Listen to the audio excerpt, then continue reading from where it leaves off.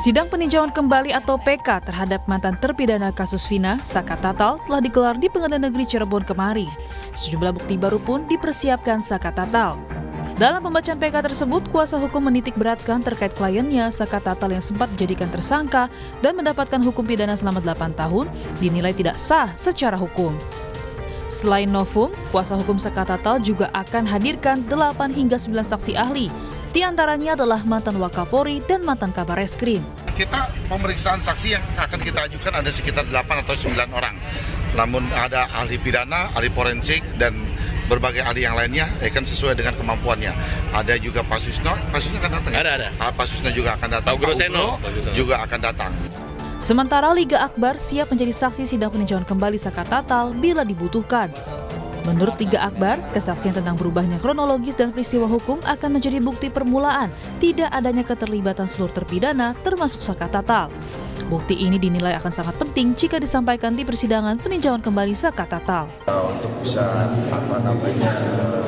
menjadikan Liga Akbar sebagai penguatan terhadap PK ataupun sebagai saksi, ya kami dan klien kami juga menanggapi positif karena gimana pun juga Saka Tatal harus tetap dibantu. Dan insya Allah klien kami Liga Akbar siap bersedia untuk memberikan keterangannya apabila dibutuhkan oleh kuasa hukum Saka Tatal. Namun dalam sidang, pihak termohon yang dijasa penuntut umum Kejari meminta sidang ditunda untuk pihak yang menanggapi memori PK Saka Tatal. Kami meminta waktu untuk menyusun ulang tanggapan kami majelis. Seperti itu majelis. Jadi belum siap untuk hari ini ya? Belum siap ya.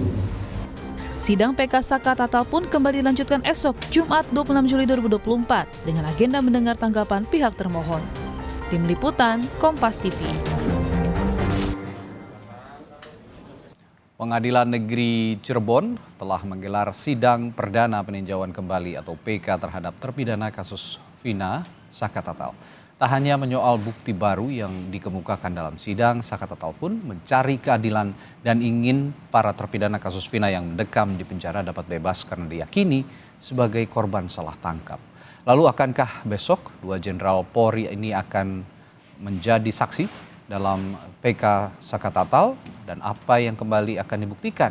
Lalu apa juga tanggapan yang akan diberikan pihak termohon, yakni Kejari Cirebon atas PK Saka Tatal? Kita ulas bersama sejumlah narasumber yang sudah hadir di studio.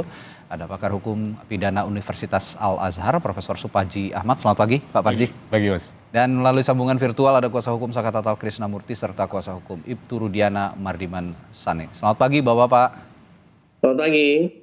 Selamat pagi. Ya, saya ke Pak kuasa hukum Saka Tatal dulu. Jadi besok apa saja bukti yang akan dihadirkan? Dan ex Kabar Eskrim dan Wakapolri juga akan dihadirkan, kabarnya begitu? Betul? Halo Mas. Ya. Iya.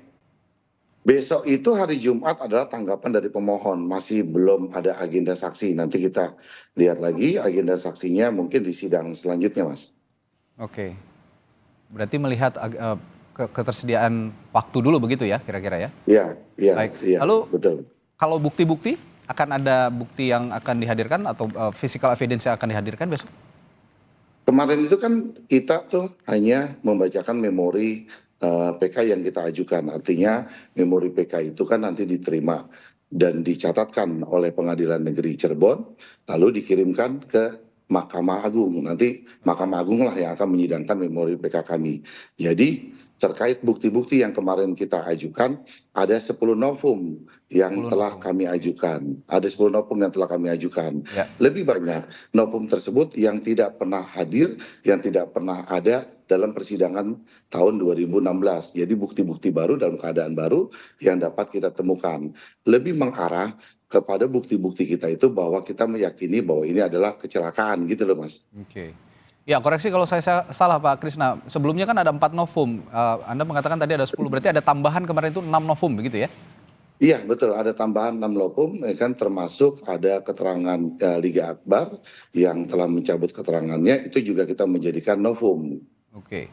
Dari 10 novum itu mana yang Anda yakini paling menguatkan bahwa Saka Tatal ini tidak terlibat peristiwa itu, dan bahkan peristiwa itu salah, bukan pembunuhan melainkan kecelakaan? Kami menemukan adanya misalkan motor yang kami temukan bahwa di luaran kan motor itu dalam keadaan baik-baik saja, tapi kami temukan motor itu luka kebanyakan di sebelah kanan. Lalu kami cocokkan lagi dengan foto korban juga ada luka-luka di sebelah kanan. Lalu kami temukan lagi adanya daging yang menempel di baut jalan, lampu jalan, itu akan menandakan juga itu adanya terjadi kecelakaan. Lalu kami juga menemukan lagi adanya foto-foto yang dimana korban sebelum dikuburkan, dari hasilnya kita temukan tidak ada luka penusukan di dada dan adanya sabetan dari senjata tajam. Itu yang kami temukan gitu loh, Mas. Oke. Saya kembali ke ahli yang akan dihadirkan pihak pemohon dari Anda, Pak Krisna. Kemarin beberapa waktu yang lalu tepatnya Pak Susno Duaji sempat berdialog dengan kami juga bersama Ibu Titin juga, kuasa hukum Saka Tatal juga, rekan Anda, bahwa dirinya kemungkinan tidak bisa memosisikan diri sebagai ahli dalam sidang PK Saka Tatal. Nah, Anda juga tapi mengatakan kemarin bahwa Pak Susno ini kemungkinan besar hadir dalam PK Saka Tatal. Bagaimana kepastian soal kehadiran mantan Kabar Eskrim ini, Pak Krisna? Kemarin sih dari tim kita masih komunikasi, katanya Pak Susno kesediaannya bisa hadir. Karena kami akan memperdalam dengan keterangannya Liga Akbar, mencabut keterangannya, lalu dia mengatakan bahwa dalam BAP tersebut dia diarahkan oleh Rudiana. Lalu ada juga terbaru dengan adanya pernyataan Dede juga BAP-nya dikatakan bahwa dia tidak mengetahui kejadian malam itu, dia hanya dibawa Aep sampai di Polres, Aep bertemu dengan Rudiana, lalu dia juga bilang bahwa BAP-nya juga diarahkan oleh Rudiana. Nah, kami ingin memperdalam karena kami tahu bahwa awal mulanya ini kan dimulai dari Aep dan Dede. Ketika Aep dan Dede membuat sebagai saksi, di mana di situ kan LP-nya dibuat oleh Rudiana. Jadi Rudiana yang melakukan LP, Rudiana yang menangkap, sementara posisinya Rudiana itu menjadi kanit narkoba ya itu waktu yang kita tahu. Lalu pengalaman dari Pak Susno mantan Kabar Eskrim dan Pak Ugo Roseno juga mantan Wakapolri dan Propam, itu yang kami akan perdalam. Apakah SOP-nya dan sebagainya diperbolehkan seorang kanit narkoba melakukan ini? Nah, kan kami ingin melakukan pendalaman itu karena kita lihat bahwa keahliannya beliau tuh bisa menjelaskan itu. Makanya sampai kemarin sih masih ada komunikasi, beliau akan datang di dalam persidangan kita gitu loh, Mas. Oke, bisa jadi mungkin keterangan Dede belakangan ini yang juga mencabut kesaksiannya mungkin merubah pendapat Pak Susno dan ingin akhirnya hadir dalam sidang besok, begitu kira-kira, Pak Krisna? Ya sepertinya begitu, Mas. Oke. Kami masih jalin komunikasi dan beliau bisa hadir katanya besok. Oke, baik, saya ke Pak Mardiman dulu saat ini. Dalam permohonan PK Saka, Pak Mardiman, salah satunya polisi menangkap dirinya dan terpidana lain tidak sah secara hukum. Respons Anda bagaimana sejauh ini? Jadi ya, Pak Mardiman silakan. Jelas Pak suara saya? Ya, silakan Pak Mardiman. Oke. Jadi saya setuju bahwa kan satu orang yang tidak bersalah, ya itu membebaskan satu orang yang tidak bersalah itu lebih mulia daripada membebaskan 1.000 orang bersalah lebih mulia daripada membebaskan satu orang tidak. Ya. Artinya dari pandangan Anda memang. Putus, Mas. Nah, jadi begini Mas. Tadi ada kata-kata dari rekan saya bahwa Pak Rudiana menangkap, mengarahkan segala macam. Terjadi. Itu tidak pernah terjadi. Yang dilakukan oleh Pak Rudiana adalah intuisi dia sebagai anggota Polri, anak ini almarhum bukan kecelakaan tunggal. Karena hebatnya luka-luka yang dia derita. Nah, oleh karena itu dia memulai investigasi secara mandiri. Jadi bukan penyidikan ya Mas, beda. Dia memulai investigasi secara mandiri. Nah, kebetulan salah satu dari 2 orang yang mencabut keterangannya itu, Dede dan Liga Akbar, itu adalah teman almarhum Eki, yang namanya Liga Akbar. Oke.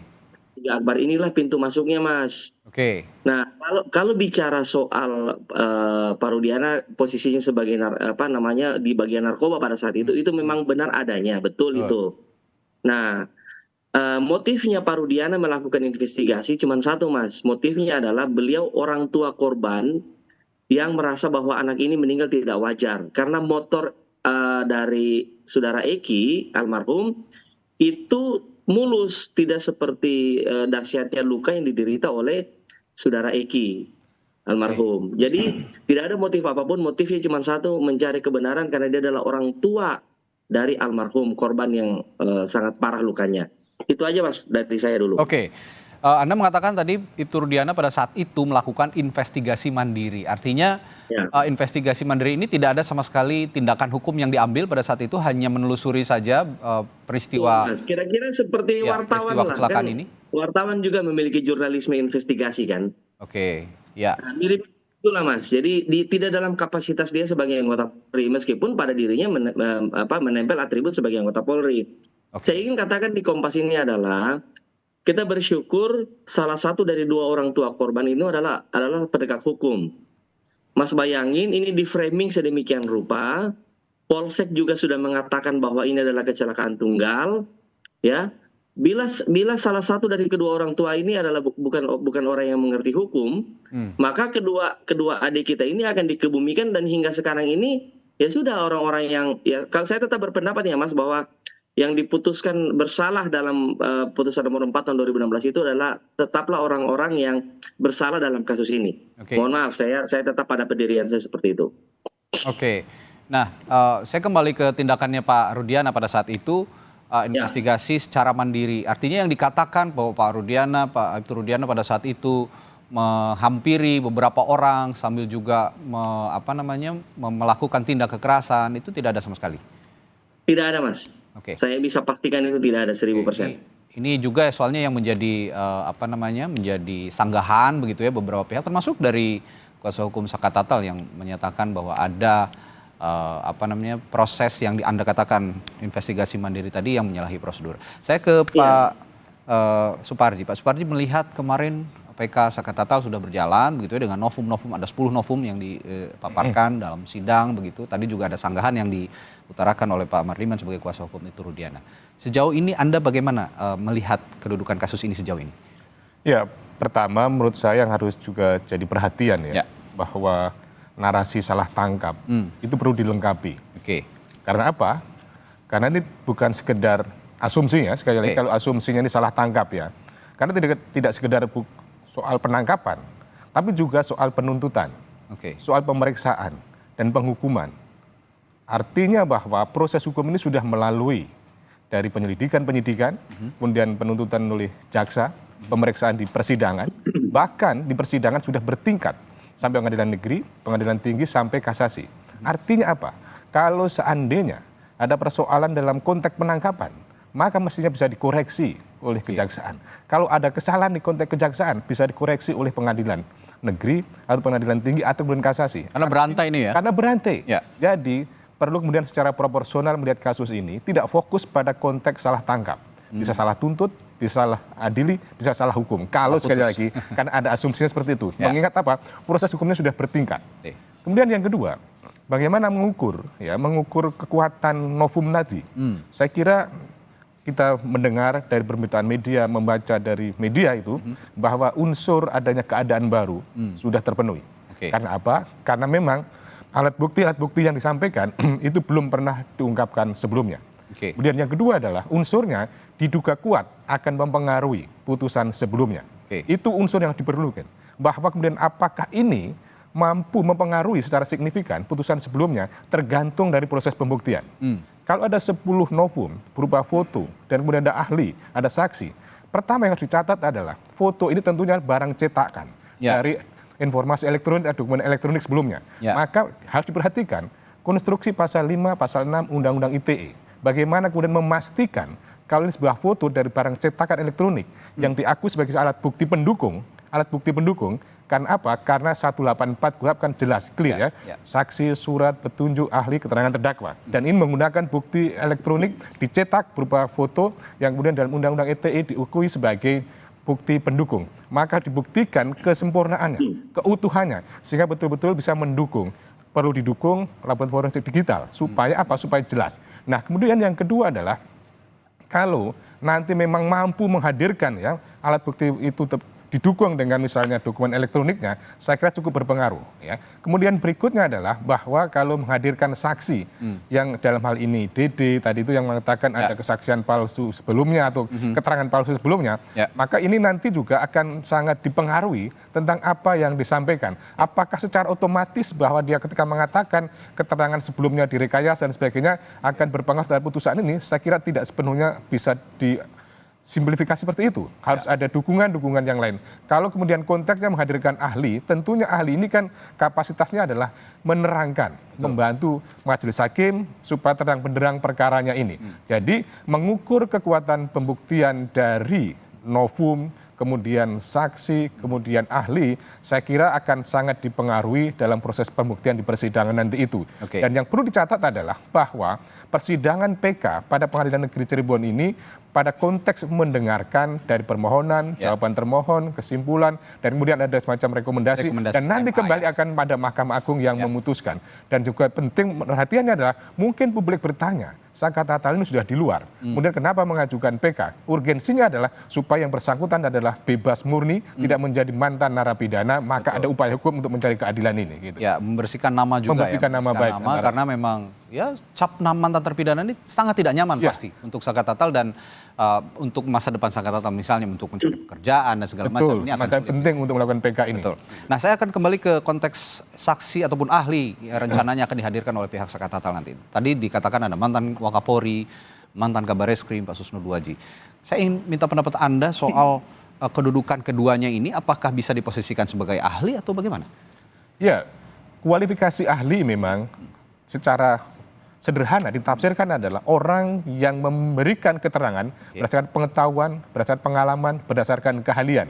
Dia tidak masuk pada konteks pokok perkaranya. Ya. Dia tidak menjelaskan perkaranya, tapi dia menjelaskan teori, menjelaskan norma, dan lain sebagainya. Maka kalau pertanyaannya apakah ahli-ahli yang akan dihadirkan sebagai persidangan nanti memenuhi kualifikasi sebagai ahli, saya kira memang bisa dihadirkan sebagai ahli. Tetapi lagi-lagi tentunya adalah kembali kepada proporsi masing-masing dan fokus pada persoalan apa. Misalnya dalam konteks PK ini mungkin ahli akan menerangkan misalnya hal-hal yang diajukan sebagai novum memenuhi kualifikasi sebagai novum atau bukan. Dan ahli tidak pada konteks menyimpulkan, tetapi ada menerangkan saja. Sekali lagi adalah menerangkan. Demikian pula dalam konteksnya misalnya mantan Kabareskrim, mantan Wakapolri, mungkin saja akan berkualifikasi menerangkan tentang bagaimana prosedur penyidikan, prosedur penangkapan, tetapi lagi-lagi tidak menilai tentang salah benarnya satu proses hukum yang sedang berjalan, tetapi hanya menerangkan saja. Menerangkan dalam konteks secara teoritis, secara normatif, secara pengetahuan dan secara pengalaman. Dan objektif.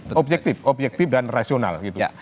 Saya kembali ke Pak Kuasa Hukum Saka Tatal tadi, Pak Krishnamurti. Pak, tadi dikatakan Pak Suparji, Prof Suparji, narasi salah tangkap ini harus dilengkapi. Bisa juga tidak hanya konteks salah tangkap, ada kejaksaan yang salah tuntut atau pengadilan juga yang salah putus. Nah, dalam novum yang Anda ajukan ke sidang PK ini ada 10. Bagian mana yang bisa kira-kira melengkapi narasi yang salah tangkap ini tadi? Kami sepakat dengan apa yang disampaikan Pak Suparji tadi. Artinya bahwa kita melihat kalau terkait masalah Pak Rudiana itu, kita melihat dari dasarnya putusan ketika beliau bersaksi di pengadilan 2016, beliau mengatakan bahwa beliaulah yang melapor dan beliau yang menangkap. Itu ada dalam putusan 2016. Nah kalau misalkan kemudian kedua saksi yang kita jadikan novum, Liga Akbar dan Dede itu kita juga lihat dari tayangan YouTube atau tayangan media yang kita cuplik, yang kita ambil, itu kita jadikan juga sebagai novum. Artinya kan bahwa kalau sampai itu dua saksi diarahkan dalam BAP-nya, lalu kemudian dalam putusan 2016 juga ada 3 DPO yang sudah ditetapkan, Sandi Eka dan Andi dan Peggy. Lalu kemarin dengan putusan para peradilannya Peggy dibebaskan. Berarti sampai saat ini dengan adanya 3 DPO itu 3 DPO tidak pernah ada. Berarti 3 DPO itu kita anggap fiktif karena 2 dianulir, 1 dibebaskan. Kalau sementara Peggy itu salah tangkap, harus ada Peggy yang lain dong. Buktikan kalau itu memang betul ada di dalam putusan DPO. Nah kemudian betul bahwa pertama polisi melempar itu kasusnya adalah pasalnya 351. Kemudian jaksa penuntut membuat itu menjadi 340, lalu hakim juga menetapkan 340. Kemudian waktu 2016 bersidang, DD tidak dijadikan saksi, lalu AR tidak dijadikan saksi. SMS tidak, handphone tidak dibuka, CCTV tidak dihadirkan, tidak sekedar novum bahwa ada kesilapan hakim dalam peradilan ini atau di penuntutan jaksa seperti yang Pak Suparji katakan. Saya sepakat kenapa ini bisa berubah jadi 340 kalau misalkan dalam keadaan 2016 saka tatal itu ada, dia hanya menampar satu kali, setelah itu dia pulang ke rumah neneknya, dia nggak tahu kalau perbuatan itu ada di belakang showroom terjadi pemerkosaan, pembunuhan, kan tidak tahu dia. Ya, inilah yang dikaitkan. Bisa saja novum itu novum itu adalah bagian dari pembuka, tapi kekilapan hakim itu kan penting juga yang akan nanti disidangkan oleh mahkamah, begitu loh Mas. Oke.